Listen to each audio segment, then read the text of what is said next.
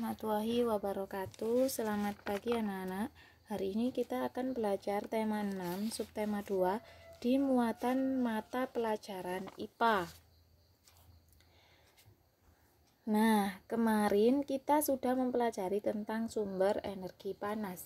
Sumber energi panas adalah segala benda yang dapat menghasilkan panas. Dan ternyata panas itu bisa berpindah. Cara berpindahnya panas itu ada 3. Yang pertama yaitu konduksi, kemudian yang kedua konveksi, dan yang ketiga adalah radiasi. Itu ya. Sekarang kita akan mempelajari yang pertama dulu yaitu konduksi. Konduksi itu sendiri apa? Konduksi adalah perpindahan panas melalui zat perantara seperti benda padat. Kalau perpindahan panas secara konduksi adalah perpindahan panas tanpa memindahkan zat perantaranya. Jadi yang berpindah hanya energi panasnya saja. Seperti contoh nih di kehidupan sehari-hari, kalian pasti bisa mengenali. Yang pertama, sendok yang dicelupkan ke dalam gelas berisi air panas, sendok akan terasa panas gitu. Jadi panasnya itu berpindah dari air panas kemudian melalui sendok, tangan kita memegang, wow terasa panas. Jadi panasnya itu berpindah dengan zat perantara dari sendok, seperti itu. Yang kedua, saat memasak air dalam panci dan sudah mendidih, tutup panci akan terasa panas. Jadi panasnya itu berpindah dari api, dia menyalur ke wadah aluminiumnya, itu juga secara konduksi, seperti itu. Jadi dia menggunakan perantara. Perantaranya apa, Bu? Perantaranya ya aluminium pancinya tadi, seperti itu ya. Yang ketiga, saat memegang gelas yang berisi air panas, tangan akan terasa panas. Jadi ketika di dalam gelas ada air, tangan kita memegang, tangan kita akan terasa panas karena energi panas dari air panas tadi dia melalui gelas kemudian ke tangan kita, wah terasa panas. Jadi energi panasnya itu berpindah. Itu konduksi ya. Jadi ada perantaranya. Ini juga bisa kalian praktekkan dengan cara mencoba lilin yang menyala. Kemudian ada sendok aluminium, kalian taruh di atasnya dan pegang dengan tangan tanpa lap ya. Kemudian lama-kelamaan sendok yang kalian pegang itu akan terasa panas. Hal ini karena panas berpindah dari api melalui sendok, seperti itu. Jadi dia menggunakan zat perantara. Tapi zat perantaranya tidak ikut, seperti itu ya. Jadi yang kedua sekarang perpindahan panas. Yang selanjutnya yaitu konveksi. Konveksi itu sendiri adalah perpindahan panas yang disertai dengan zat perantara. Nah, kalau konduksi tadi yang tidak disertai dengan zat perantara, yang sekarang yaitu disertai dengan zat perantaranya. Jadi zat perantaranya itu ikut, seperti itu ya. Nah, perpindahan panas secara konveksi itu apa? Perpindahan panas secara konveksi yaitu peristiwa perpindahan panas yang disertai zat perantaranya. Umumnya terjadi pada zat cair dan zat gas. Nah, ini paling mudah kalian memahami peristiwa perpindahan panas konveksi dalam contoh sehari-hari. Yang pertama yaitu ketika merebus air. Ketika merebus air, kalian bisa melihat ketika air itu mendidih, dia akan seperti diaduk. Ini kenapa? Karena partikel di bawah menjadi panas dan berpindah ke permukaan. Jadi air yang paling dekat dengan api ini akan panas terlebih dahulu. Ketika dia sudah panas, dia akan pindah ke atas, berijol sama yang masih dingin. Jadi yang dia seperti diaduk, jadi seperti molak-malik gitu loh. Seperti air mendidih itu kan seperti itu ya. Kemudian yang kedua yaitu sirkulasi udara yang mengalir melalui jendela. Jadi karena adanya perpindahan partikel udara panas. Jadi kenapa sih di rumah-rumah itu kok perlu ada ventilasi? Karena ketika di dalam rumah itu ada banyak manusianya, itu udara yang di dalam akan semakin panas. Nah, udara panas itu akan keluar dan udara dingin akan masuk melalui ventilasi. Itu karena udara itu dapat berpindah. Ini adalah zat gas kan, karena panas itu bisa berpindah. Lah perpindahannya ini secara konveksi. Yang ketiga yaitu terjadinya angin darat dan angin laut.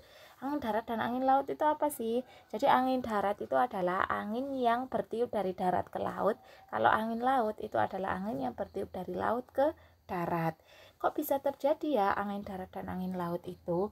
Jadi angin darat itu bisa terjadi karena udara di darat lebih cepat dingin. Jadi pada malam hari ya ini terjadinya. Pada malam hari di darat itu terasa dingin daripada di laut.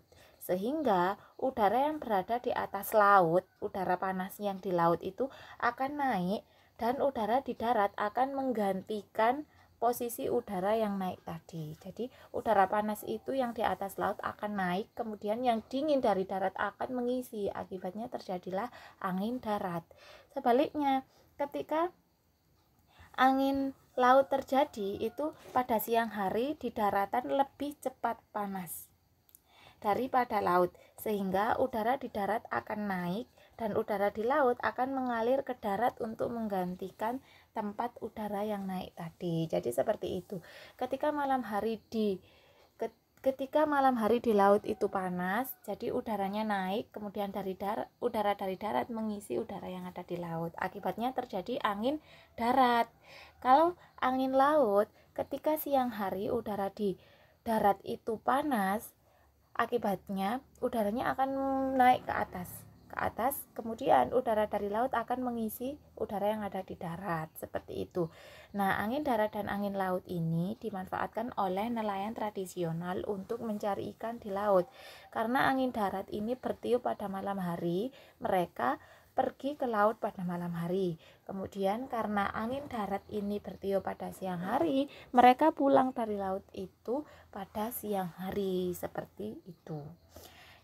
Itu adalah contoh perpindahan panas secara konveksi ya. Jadi perantaranya itu ikut. Ini kan perantaranya adalah gas seperti itu. Yang di angin darat dan angin laut dan di ventilasi udara. Yang kedua dan ketiga ya. Ini gasnya juga ikut. Seperti angin itu kan berbentuknya gas. Jadi ikut semua. Kalau di nomor 1, air mendidih ini bentuknya adalah zat cair. Dari cair yang panas dulu dia akan naik ke atas. Jadi dia itu ikut seperti itu. Nah, kemudian yang ketiga, radiasi. Perpindahan panas secara radiasi adalah proses terjadinya perpindahan panas tanpa menggunakan zat perantara, itu ya. Kalau yang di awal tadi konduksi itu menggunakan zat perantara, kemudian di konveksi itu yang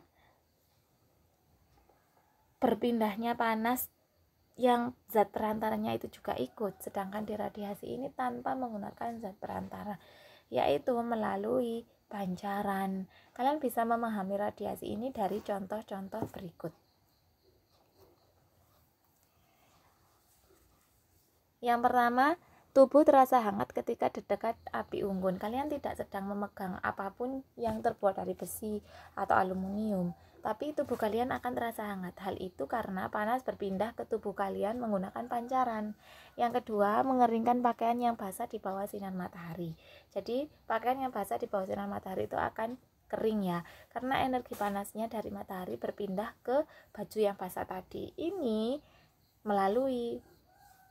Ini secara radiasi, jadi tanpa zat perantara. Kemudian yang ketiga yaitu menghangatkan telur di bawah cahaya lampu. Jadi ketika seseorang ini pengusaha ayam nih misalnya, dia itu mau menetaskan telur, itu telurnya itu ditaruh di bawah lampu. Kenapa? Karena lampu itu panas tuh. Jadi lampu itu akan memancarkan panas yang mengenai telur-telur itu. Kemudian yang keempat, merasakan panas di siang hari saat menggunakan pakaian hitam. Jadi kalian ketika siang hari itu kan mataharinya terik, kemudian kalian ketika ada di bawah sinar matahari akan terasa hangat atau terasa panas. Itu karena panas matahari berpindah ke tubuh kalian melalui pancaran atau melalui radiasi. Selanjutnya, kalian bisa buka di LKS halaman 53. Di situ ada keuntungan dan kerugian perpindahan kalor atau panas dalam kehidupan sehari-hari. Yang pertama, peristiwa konduksi. Contohnya, ketika memasak air menggunakan panci menggunakan aluminium, itu ya, panci aluminium. Keuntungan yang bisa kalian dapatkan yaitu air lebih cepat mendidih, ya kan, daripada menggunakan tungku yang dari itu loh, tanah. Kemudian kerugiannya, logam aluminium lebih cepat panas sehingga berbahaya jika langsung disentuh. Jadi ketika tangan kalian tidak menggunakan apa-apa menyentuh aluminium, itu akan melepuh. Itu adalah kerugiannya. Lah, antisipasi atau hal yang bisa kalian lakukan agar tidak sampai terkena kerugian, itu yaitu yang pertama, memegang gagang yang dilapisi oleh bahan isolator seperti ebonit. Jadi aluminium yang tanpa dilapisi apa-apa itu jangan langsung dipegang, tapi ambil dulu lap atau ambil dulu pakai kayu seperti itu. Yang bahan isolator itu seperti kayu, plastik, kain itu ya. Jadi yang tidak bisa menghantarkan panas atau tidak bisa nyalur panasnya itu. Selanjutnya yaitu menggunakan sarung tangan atau kain untuk memindahkan panci dari kompor. Nah, ini sudah jelas. Yang selanjutnya yaitu dari peristiwa konveksi. Contohnya adanya aliran air saat air mendidih. Jadi air yang seperti diaduk-aduk tadi. Keuntungannya apa? Keuntungannya yang pertama keuntungannya yaitu air lebih cepat panas karena aliran air panas berasal dari wadah yang menyebar ke seluruh bagian wadah. Jadi air itu kan yang panas di bawahnya dulu nih, kemudian dia akan naik ke atas itu akan lebih cepat panas seluruh wadah karena dia menyebar. Dimana yang dingin yang energi panas itu akan jalan ke situ gitu. Kemudian kerugiannya yaitu letupan air yang mendidih itu berbahaya jika terkena tubuh. Nah, agar tidak sampai seperti itu, kalian bisa menggunakan tutup panci ketika memasak air. Dan yang kedua, tubuh tidak terlalu dekat dengan air saat memindahkan panci. Jadi saat memindahkan panci dengan isi air yang mendidih, itu jangan terlalu dekat dengan tubuh. Nah, yang ketiga yaitu radiasi.